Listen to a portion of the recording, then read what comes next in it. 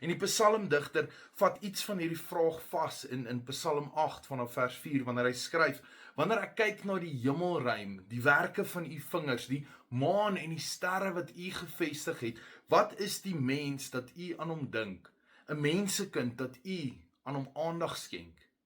Dis vir my verstommend hoe te midde van die heelal se oneindige grootheid God nog steeds omgee vir ons klein gebroke mense. Hy dink aan ons, hy ken ons, hy het ons lief.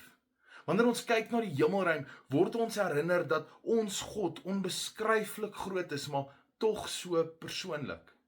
En die uitnodiging wat hierdie Psalm aan ons gee, is om ons lewens met 'n diep verwondering te leef.